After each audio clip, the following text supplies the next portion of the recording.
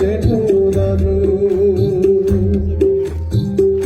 ए दाजु ए दाजु ए दाजु घरको जेठो दाजु पहिरो पो गयो तिमी नहुँदा धुरी नै ढल्यो तिमी नहुँदा आमा रुँदैछु तिमी नहुँदा आटै पो मर्यो तिमी नहुँदा के यस्तो थियो तिमीमा जादु सुस्तो थाल्यो तिमी नहुँदा तिमी त थियो सिङ्गो पहाड तिमी त थियो स्वच्छमा गरिबको बासामा तिमी नै थियो दुखीको आशामा तिमी नै थियो अस्ताउन थाल्यो युवाको जागर बज्रिन थाल्यो दैत्यको प्रहार के यस्तो थियो तिमीमा जादु मुर्झाउन थाल्यो तिमी नहुँदा ए दाजु ए दाजु ए दाजु घरको जेठो दाजु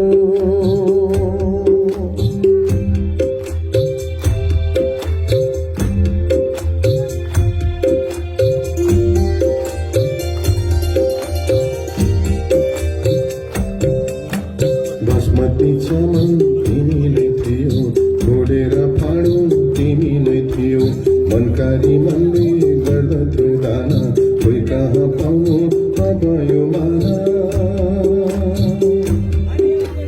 घरको छानो तिमी नै थियो झ्याप्टा मानो तिमी नै थियो चुलो बल्दथ्यो तिमीले गर्दा दसैँ रम्दथ्यो तिमीले गर्दा गरिबको आँसु पुज्दथ्यो तिमी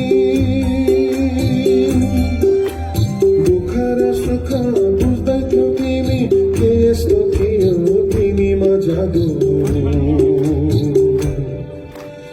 आदिन थाल्यो तिमी नहुँदा अप्ठ्यारो झन्डा तार्दथ्यो तिमी मत्पली बिछुन दिँदथ्यो तिमी शत्रुको ढाला बन्दथ्यो तिमी दुश्मनलाई पाला लाउँदथ्यो तिमी तब त बुझ्यो होला सबैले तिमी नहुँदा के हुँदो रहेछ घरको मूर्ख नहुँदा कसरी घर भत्किँदो रहेछ ए दाजु ए दाजु ए दाजु घरको जेठो दाजु ए दाजु ए दाजु ए दाजु गाउँको ठुलो दाजु ए दाजु ए दाजु ए दाजु पहाडको शिर हो दाजु ए बुबु ए बुबु ए बुबु घरको जेठो बुबु ए बुबु ए बुबु ए बुबु सबैको बुबु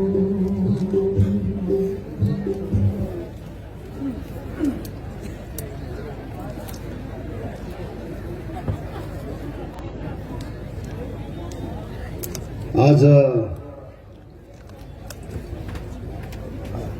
यो मिरिकको खेल मैदानमा बस्नुभएका सभाका सभा शिरोमणि यस सभालाई सफलीभूत पार्न आउनुभएका सेन्ट्रल कमिटीका जनप्रतिनिधिगण,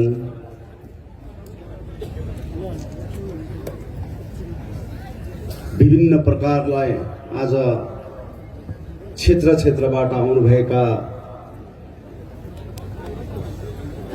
गोर्खा जनमुक्ति मोर्चाका कार्यकर्ताहरू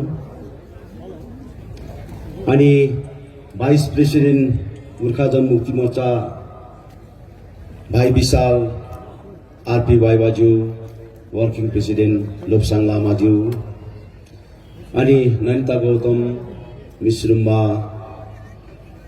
सँगसँगै उहाँका सहयोगीहरू,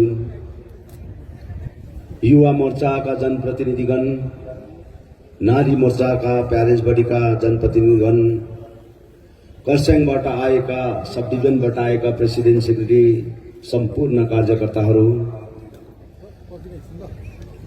दार्जिलिङबाट आएका विभिन्न जनप्रतिनिधिहरू, आज हामीले व्यापक रूपमा यहाँ बोलाउन सकेनौं। केही हदसम्म उहाँलाई निम्तो गरेका थियौं र उहाँहरू आउनुभएका छन्। उहाँलाई पनि मेरो हृदयबाट कोटी कोटी प्रणाम टक्राउन चाहन्छु। तराई क्षेत्रबाट पनि हाम्रा प्रतिनिधिहरू आउनुभएका छन्, उहाँलाई पनि मेरो हृदयबाट नमस्कार छ। 7-8 जना साथीहरूको खाना बोकेर झोलामा बोकेर गएर डेकमा पुर्याएको मलाई याद आयो। त्यो चीजहरू आज विमल गुरुङ र मेरो आमा जन्म दिने आमाका कुराहरू जोडेका कुराहरू छन्। यसुसले गर्दा म यसरी कमान हुँदै हुँदै हावापानी खाँदै खाँदै बात मार्दै मार्दै आउँदाखेरि माया लाग्यो मलाई मिरिकलाई। कति माया लाग्यो, कति माया लाग्यो। रोइरहेका रहेछन् मिरिक त, यति साह्रो रोइरहेका रहेछन्, यति साह्रो रोइरहेका रहेछन्। यता पनि तहस नहस, उता पनि तहस नहस। कति मिठो त्यो कलकलाउँदो त्यो झिल, कति स्वादिलो त्यो झिल, कति मिठो झिल। टुरिस्टहरू आज बोटमा चढेर लह लह लह घुमिरहेका दिनहरू आज मलाई याद आयो। यही सम्झना गरेर मैले आउने दिनहरूमा मिरिकको वातावरण एकदमै राम्रो बनाऊ है भन्ने विचारधारामा 25-26 करोड रुपियाँ खर्च गरेर मैले मिरिकको टोटल झिललाई आज स्वादिलो बनाएर साफ सुधार गरेर आज त्यहाँको जुन प्रकारको एउटा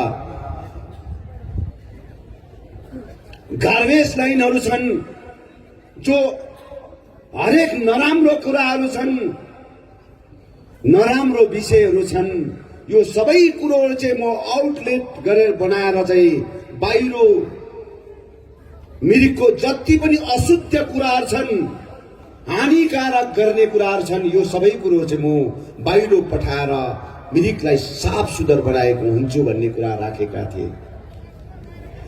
त्यो काम तीव्र प्रकारले चलेका थिए, मिठो प्रकारले चलेका थिए।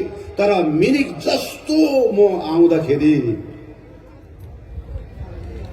त्यहाँनिर थर्मोकोलको गिलासहरू भेटे, लछरम्बै प्रकारको पहिरो पानीको अवस्था देखे, जो चाहिँ हिजोको दिनमा हरियो स्वादिलो मिठो, त्यसलाई उठाएर खाऊ खाऊ लाग्दो यस्तो स्वादिलो मिरिकको झिल थिए।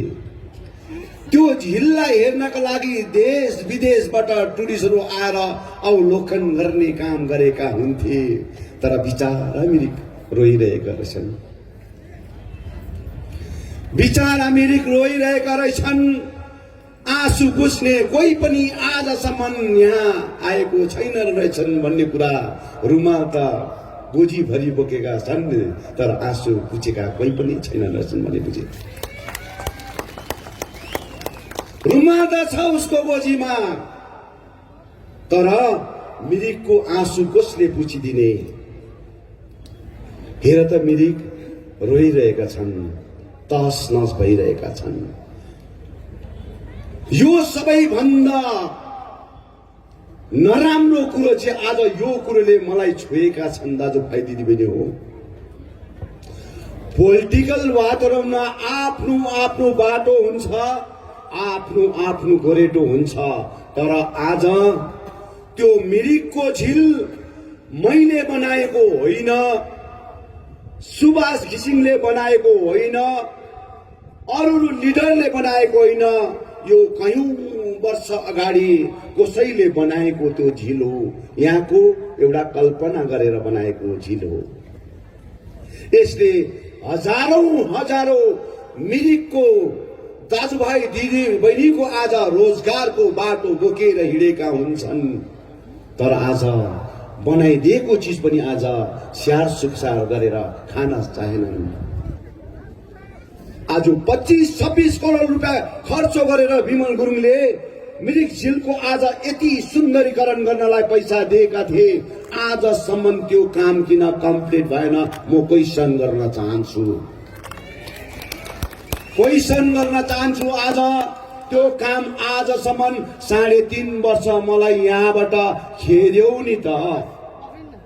म पनि आज तिमीले आज चियरको राजनीति गर्दाखेरि मैले पनि लु हेरौँ त के गर्दै रहेछ भन्दाखेरि आज मिरिकको अवस्था जीर्ण भन्दा जीर्ण अवस्था भएको देख्दाखेरि यो त हुँदैन। अब यो चिज चाहिँ खोज्न पर्छ, सोध्न पर्छ भन्ने कुरोमा आज म अब लागि परेका हुन्छु दाजुभाइ दिदीबहिनी हो। नगरेका कुरा होइनन्। मिरिकलाई नमुनाको रूपमा जसले पनि शासन प्रणाली चलाएर आएको छ, तपाईले मिरिकको प्राङ्गणमा एउटा पनि कुरा देखाएर आज प्रमाण गरोस्।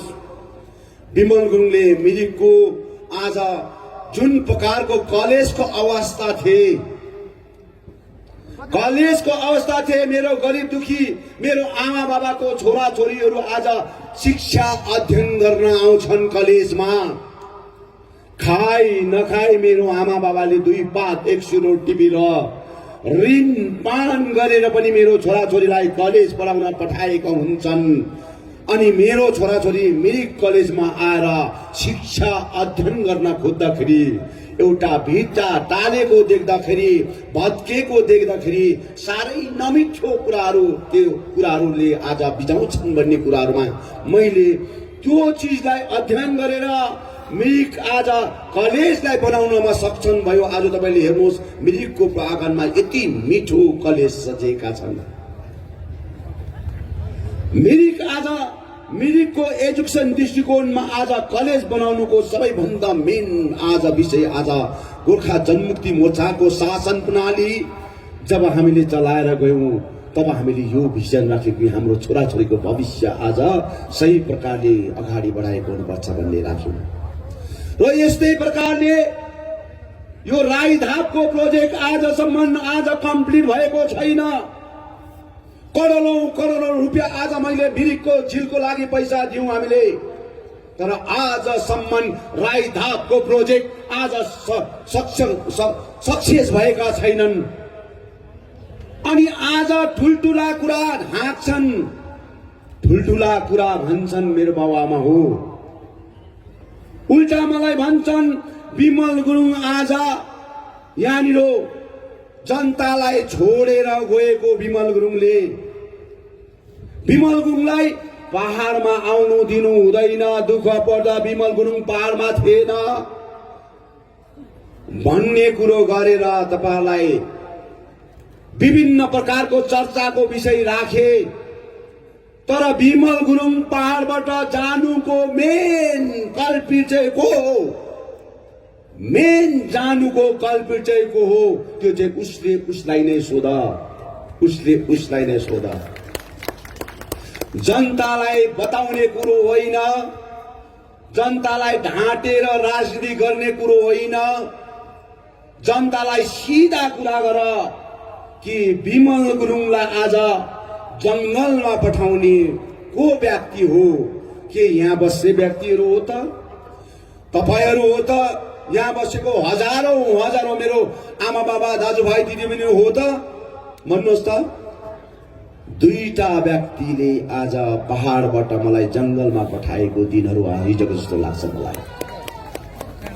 के कारणले, के विषयले विमल गुरुङले गोर्खाल्यान्ड क्षेत्रीय प्रशासन चलाउँदाखेरि कसैलाई खानु दिएन, कसैलाई घोटाला गर्नु दिएन। अहिले तपाईले यो चम्पा विवारको घरमा जानु, चम्पा विवारको घर एउटा सभासद हो चम्पा विवार। हिजो अस्ति उसको आमा बाबा खस्दाखेरि म त्यहाँ पुग्दाखेरि मलाई आफूलाई पनि अचम्म लाग्यो, तिमी सभासद थियौ? यति नमिठो लाग्यो क्या त मलाई त्यो घरमा पस्दाखेरि सभासद। अनि यो सबै कुरो आज यहाँ बसेका जति पनि आज सभासदहरू हुन्छन् हो, 2-4 जना मेरो छेउमा बस्ने व्यक्तिले भयानक स्थिति पैदा गरेर आज राजनीति गरेका थिए, तर सबैले आज त्यो राजनीति गरेका थिएनन्, किनभने उसको घर आँगनमा म पुगे। र यो सबै विषयहरूलाई लिएर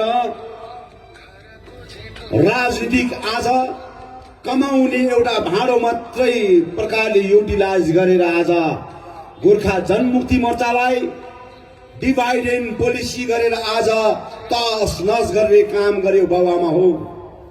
र आज उहाँहरूकोमा बताइ नसक्नु प्रकारको आफ्नो प्रपर्टी छ, बताइ नसक्नु प्रकारको आफ्नो पैसा छ, कसैले भन्न पर्दैन, कसैले सिकाउन पर्दैन। र म मिरिकमा 6 दिन बसे। 6 दिन बस्दाखेरि यति डरलाग्दो कुतकुती लागेछ है बाबुआमा हो, यति साह्रो झड्को परेछ। मैले 3.5 वर्षमा मेरो आमालाई भेट्न पाइन, मेरो बाउलाई भेट्न पाइन, मेरो बाजेलाई भेट्नु पाइन, मेरो काकालाई भेट्नु पाइन, मेरो मामालाई, माइजूलाई, फुपूलाई मैले भेट्न पाइन। र मैले अहिले घर घरमा गएर, क्षेत्र क्षेत्रमा गएर मेरो आमा बाबालाई, बाजे बोजूलाई, मेरो त आमा अब यो संसारमा छैन, मेरो बाबा त संसारमा छ, तर मेरो बाबा आमा सम्झेर मेरो आमा बाबालाई कम से कम एउटा दबाई किन्ने भए पनि मैले केही रात दिन पर्छ, किनभने यो अन्तिम चीजहरू हो। मेरो आमालाई आज पनि यहाँनिर धेरै आउनु भएका छन्, यहाँ मेरो आमा बाबाहरू धेरै आउनु भएका छन्।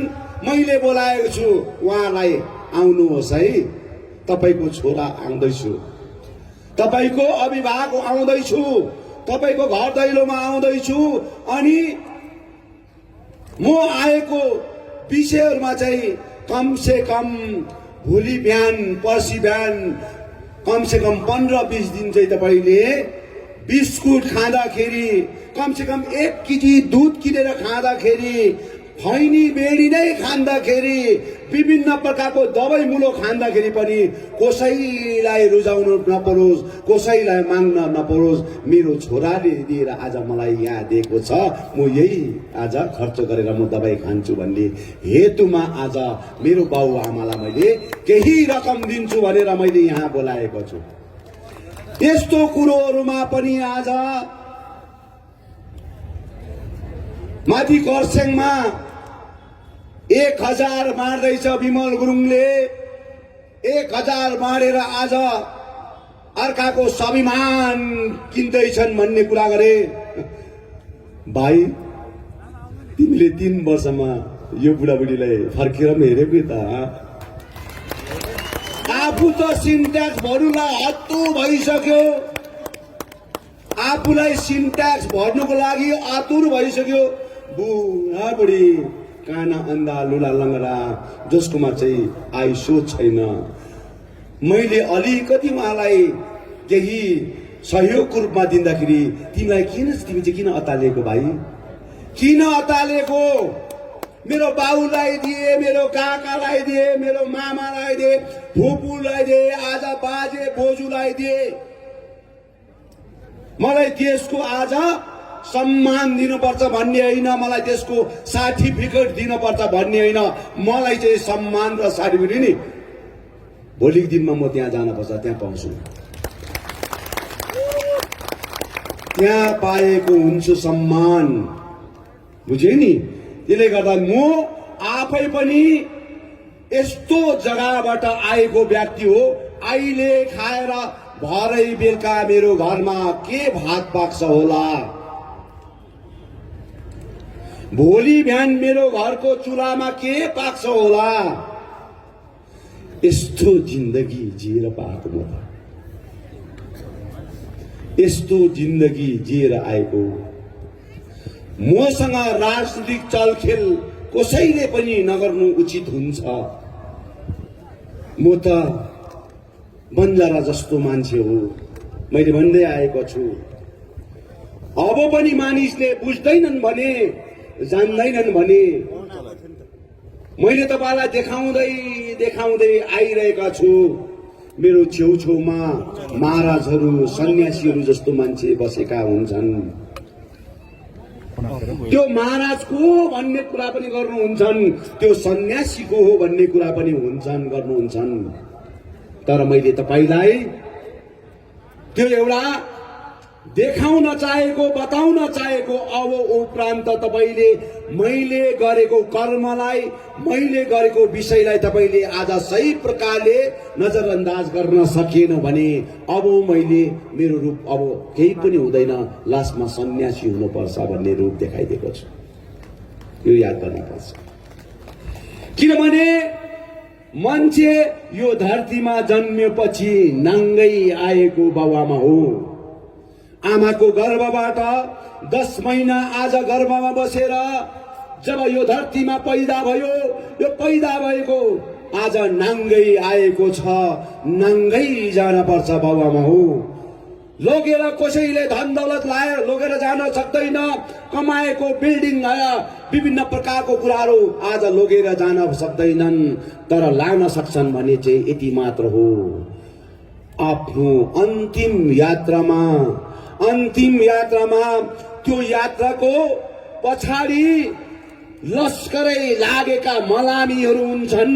त्यो मलामीले चाहिँ आज राम्रो कुराहरू गर्दै गएको चाहिँ मेरो नाता नातिले सुन्न पाओस्, देख्न पाओस्। मलाई यति मात्र एउटा मैले गर्न चाहेको छु बाबुआमा हो। मलाई आज ठुला ठुला कुराहरू दिनुपर्छ भन्ने कुरो होइन, मलाई ठुल्ठुलो उपाधि दिनुपर्छ भन्ने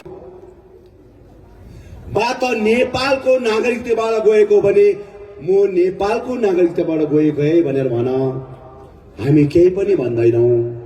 इन्डियाको नागरिकताबाट गएको भने इन्डियाको नागरिकताबाट गएको भनेर भन। यति साह्रो ढाँटेर चाहिँ आज जातिलाई नै आज दोषारोपण लाउने काम चाहिँ नगर न प्लिज। हामी यति मात्र सोध्न चाहेको, यति मात्रै। अब यो सोध्दाखेरि पनि तिमी मान्दैनौ भने, यो खोज्दाखेरि तिमी मान्दैनौ भने हिजोको दिन, अस्तिको दिनमा तिम्रो नाममा हाइकोर्टमा केस भएको छन्, एउटा एनजिओले गरेका छन्, अनि तिम्रो हातमा नोटिस आएका छन्। तिम्रो हातमा नोटिस आएको छन्। प्रिन्सिपल सेक्रेटरी जिटिएलाई पनि आएका छन्। होम सेक्रेटरी आज गभर्मेन्ट अफ वेस्ट बेङ्गाललाई पनि आएको छन्, अनि home secretary, home minister of union, home minister of इन्डियालाई पनि गएको छन्। अब यसको फाइनल हियरिङ 4 तारिक छ। कि त तिमीले बताऊ, अगर बताएन भने यो कोर्टबाट खुलासा हुन्छ। कोर्टबाट यस्तो प्रकारको राजनीतिक आज यो जग्गामा भएर तस यो जग्गाको वातावरण बनाइसकेका छन्। रिसेन्टली अघि पनि भन्दै थियो, ट्रेड एक्जामको विषयमा कुरा गर्दै थियो। यहाँ पनि मेरो भाइ बहिनीहरू, हाम्रो पार्टीको भाइ बहिनीले धेरै संख्यामा ट्रेडको एक्जाम दिएका छन्। 17,000 भन्दा अधिक मेरो भाइ बहिनीले ट्रेडको एक्जाम दिएको छन्। किनभने आज कामको लागि आज मानिस, आज हाम्रो छोराछोरी आज तडपिरहेका छन्। काम नपाएर आज मेरो छोराछोरीहरू तडपिरहेका छन्। त्यसले गर्दाखेरि आज ट्रेड एक्जाम 17,000 भन्दा ज्यादा बसेका छन्। यो 17,000 ट्रेड एक्जाम बसाएको छन्, तर 17,000 ट्रेड एक्जाम बस्दाखेरि आज अस्तिको दिन 15 तारिकको दिन हाम्रो गएको सोमबारको दिन हाम्रो खरसाङको प्राङ्गणमा मिटिङ हुँदाखेरि त्यही दिन नै 1:30 बजी चाहिँ हाम्रो डेलिगेसन चाहिँ एजुकेसन मिनिस्टर पार्थ चौधरीजीसँग आज हाम्रो वार्तालाप भइरहेका थिए। यसरी वार्तालाप भइरहँदाखेरि उहाँहरू हाम्रो डेलिगेसनहरूले उहाँलाई सोधेका थिए कि हिजोको दिनमा ट्रेड एक्जाम भएको के गभर्मेन्ट अफ वेस्ट बेङ्गालले अनुमति दिएको हो त भन्ने कुरोहरू सोधेका थिए। अनि यो सोद्धाखेरि उहाँहरूले हाम्रो ट्रेड एक्जाम चाहिँ जनवरी 31 तारिक भइसक्यो, जनवरी 31 तारिक भइसक्यो।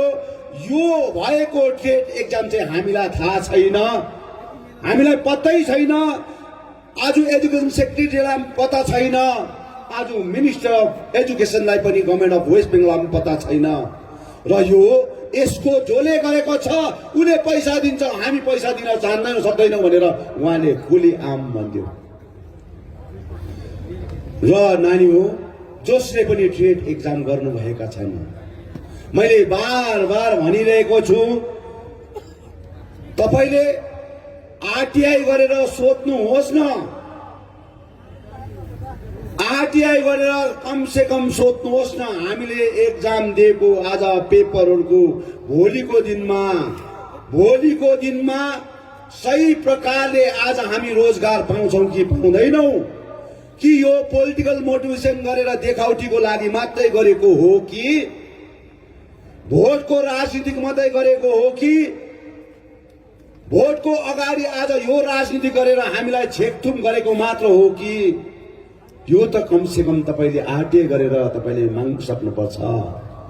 अगर तपाईले माग्नु सक्नु हुँदैन भने तपाईहरु सम्पूर्ण जति पनि आज 17,000 भन्दा अधिक मेरो भाइ बहिनी छोराछोरी आज छन्, उहाँहरूको मार्फतबाट कोही पनि अगाडि आएर तपाईहरु केस गर्न चाहन्छन्।